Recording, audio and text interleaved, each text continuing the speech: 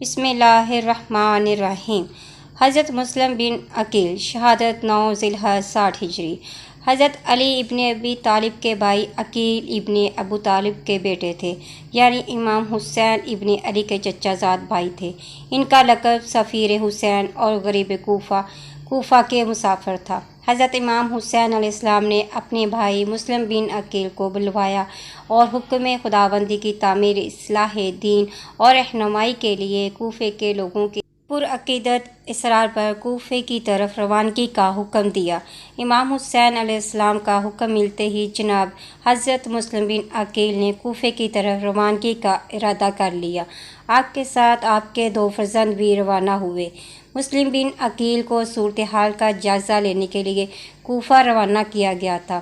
وہاں پہنچ کر انہیں صورتحال مناسب لگی اور انہوں نے امام حسین علیہ السلام کو خط بھیج دیا کہ کوفہ آنے میں کوئی قباحت نہیں۔ کوفہ میں مسلم بن عقیل نے جناب مختار بن ابی عبیدہ ثقفی کے گھر پر قیام کیا۔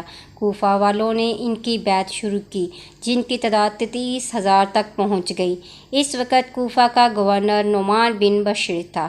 جب یہ خبر یزید تک پہنچی تو اس نے بصرہ کے حاکم عبید اللہ ابن زیاد کو پیغام بھیجا کہ وہ جلد کوفہ پہنچ کر نعمان بن بشیر کی جگہ حکمران مقرر ہو اور مسلم بن عقیل کا سر کاٹ کر یزید کے پاس بھیجے۔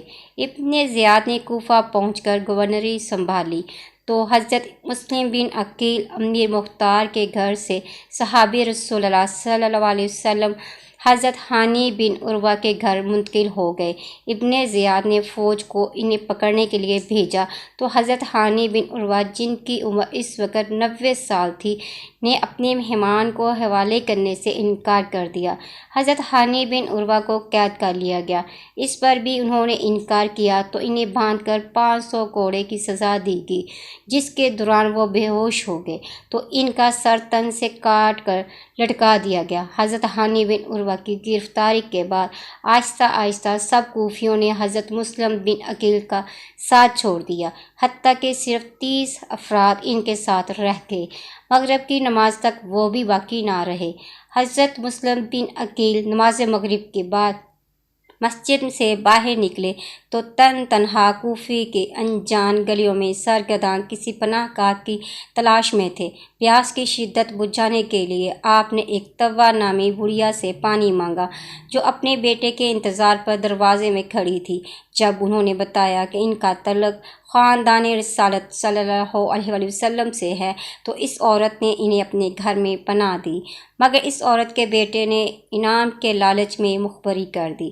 ابن زیاد نے سحر کے وقت 3000 فوج بھیجی اور طوّا کے گھر کا محاصرہ کیا تو حضرت مسلم بن عقیل گھر سے باہر آ کر لڑنے لگے اور بنو ہاشم کی تلوار بازی کے جوہر دکھائے۔ جب سینکڑوں لوگ ہلاک ہو گئے تو ابن زیاد کے سالار ابن اش نے مزید فوج کا پیغام بھیجا۔ یہ سن کر ابن زیاد نے کہلا بھیجا کہ کیا ایک شخص کے لیے 3000 کی فوج بھی ناکافی ہے؟ تو ابن اش نے جواب بھجوایا کہ یہ کوئی بقال یا جولاہا نہیں، بنو ہاشم کا چشم و چراغ ہے۔ بعد میں پناہ کا وعدہ دے کر انہیں گرفتار کر لیا گیا۔ جب حضرت مسلم بن عقیل کو ابن زیاد کے سامنے پیش کیا گیا تو اس نے انہیں سزا دی کہ کوفہ کی دارومدارہ کی چھت سے گرا دیا جائے۔ حضرت مسلم بن عقیل نے شہادت سے پہلے چند وصیتیں کی، جس کے بعد ان کو چھت سے گرا کر شہید کر دیا گیا۔ یہ واقعہ 9 ذی الحجہ 60 ہجری کا ہے۔ شہید کرنے کے بعد ان کا سر کاٹ دیا گیا اور اسے یزید کو دمشق بھجوا دیا گیا اور جسم مبارک کو کوفہ کے قصابوں کے بازار کے در پر لٹکا دیا گیا تاکہ کوفہ کے لوگ اب بنی ہاشم کی حمایت نہ کریں۔